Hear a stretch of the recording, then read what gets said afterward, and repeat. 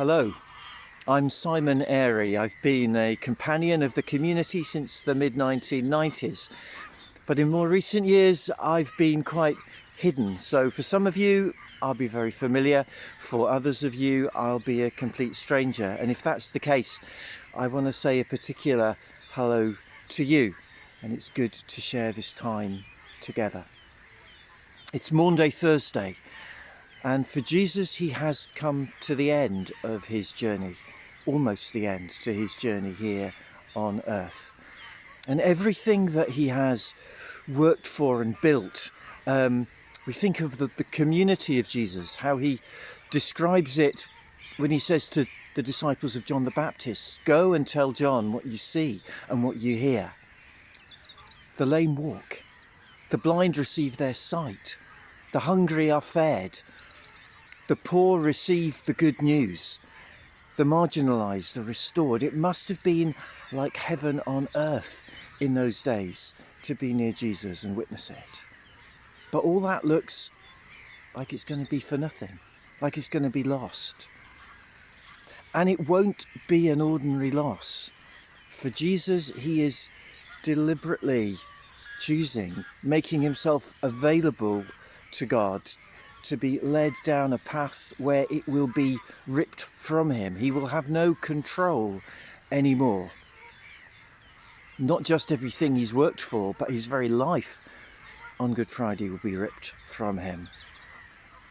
And not just that, but his disciples are going to be ripped from him as well. He says to them on Maundy Thursday, it's prophesied, the shepherd will be struck and the sheep will be scattered. Their love, their loyalty, their faithfulness, their companionship, all of that is going to be torn from him as well. He will be completely isolated, abandoned.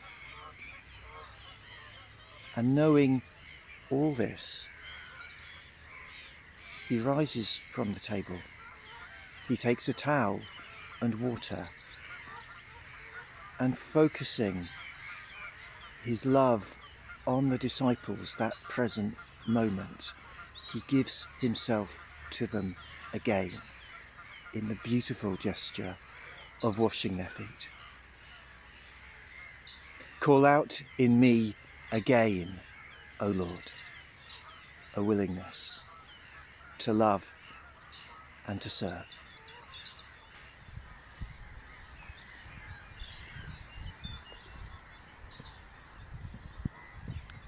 This Easter workshop, we are thinking about Airey.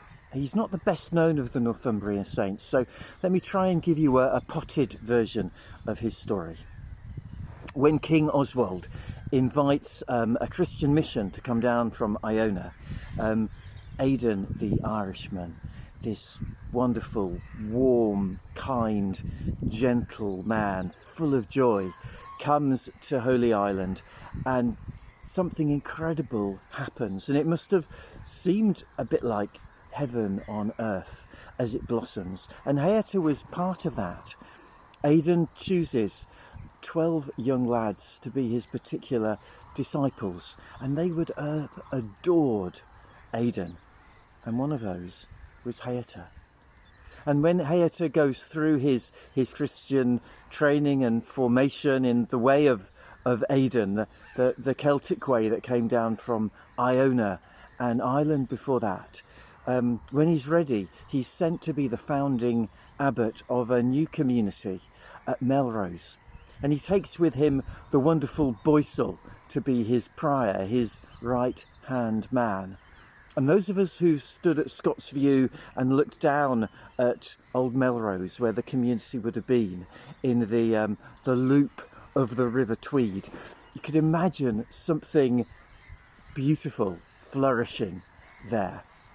And it's there that Cuthbert comes, of course, when he's about 17 and he's had a vision of Aidan being taken into heaven. He's just a young warrior stroke sheep farmer, And it's Boycel who sees him approach the monastery and has a revelation of who Cuthbert is and the anointing which is going to be upon him.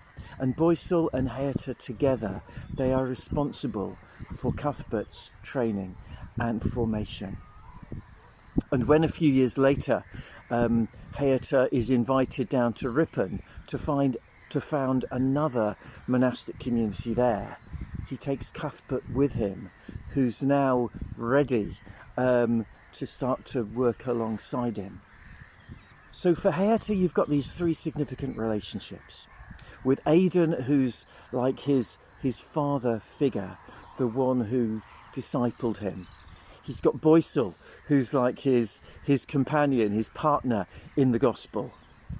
And there's Cuthbert, who begins like a son to him, the one that he discipled. But as time goes on, Cuthbert becomes very much like a brother, a younger brother, a partner in the gospel.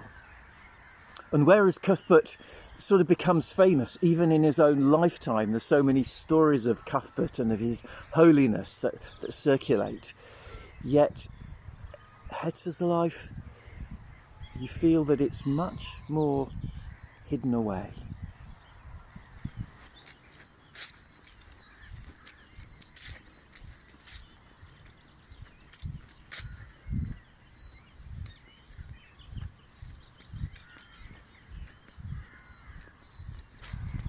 Jesus says, unless a grain of wheat falls to the ground and dies, it remains but a single grain.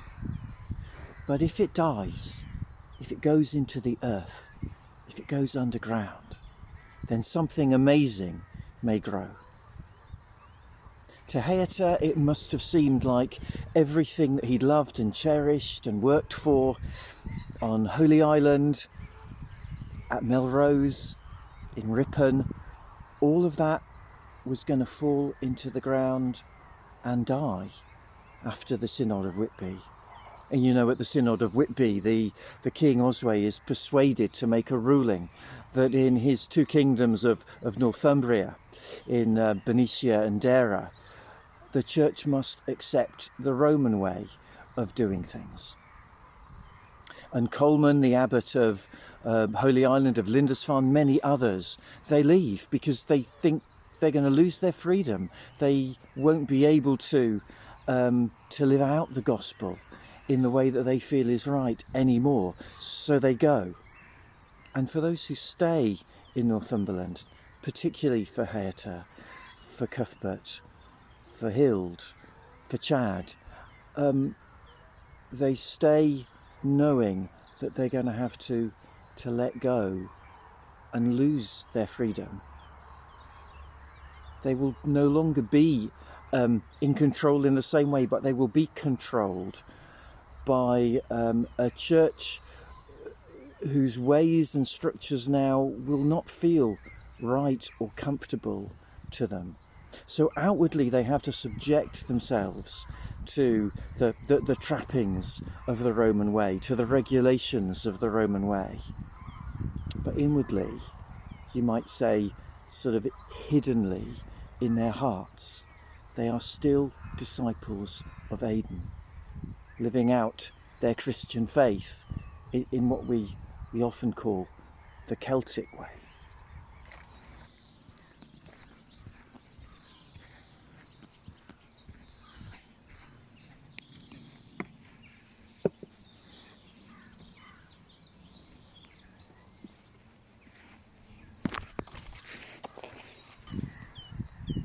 Plague comes. It came in waves like coronavirus. One time it came to Melrose and took many of the brothers. It even takes the wonderful Boycel, which must have been heartbreaking for Heata. Not only does it ruin whatever plans you might have, but it takes the very people that you would love to hold on to. Another wave of the plague comes just after the Synod of Whitby, and it takes the Bishop of York, the most influential bishop in Northumberland, and Wilfrid, who's the most passionate champion of the Roman way. He's desperate to become that bishop, but they don't elect him, they elect Tudor.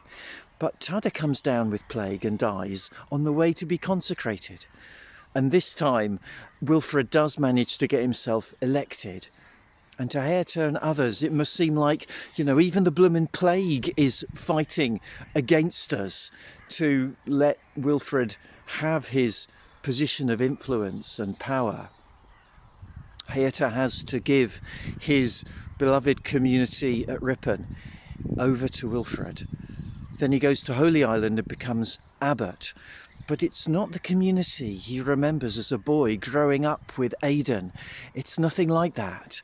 It's full of division and bitterness and factions. At least he has Cuthbert with him. Cuthbert is going to be prior with him, his right-hand man. But they both really struggle at that time. Heather is then made bishop. But even as bishop, he doesn't have freedom to work as he used to, building communities in the way that he sees they should be. He's constricted now. And his achievements, if we want to use that word, are much more hidden, I think. Now his life is much more about who he is and the way he touches others. Cuthbert is finally persuaded to be bishop as well, and they work together again. Heather says, I'll be bishop of Hexham, another one of Wilfrid's powerhouses, and you can be bishop of Holy Island. And the two of them are partners together in working in this more hidden way for the gospel.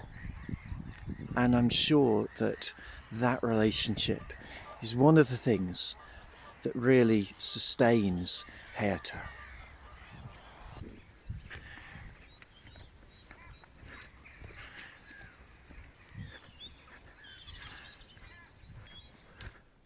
Heather falls ill with dysentery and dies.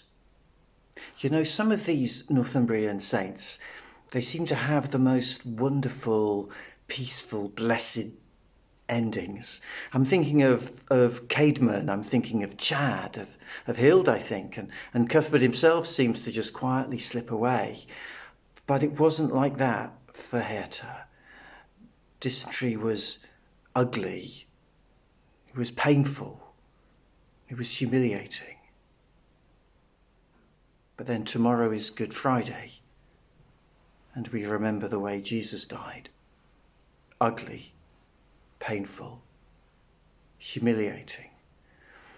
And I'm sure it wasn't lost on Heather that he was sharing those things with Christ in his death. His death would have been like a crucifixion. One more personal reflection. I have been an Anglican priest for 33 years now. And there's nothing I can look back and point to and say, look what I've achieved. There's nothing that I've built which is still thriving, which some diocese look at and say, oh yes, we're really proud of this that Simon Airey did when he was with us. There's nothing like that. And if there is any worth in my ministry that can be measured, it would be in those hidden things. It would be in the lives that I've touched without knowing it, when I've made myself available to God. And maybe that is a truth about your life as well. Thank you and bless you.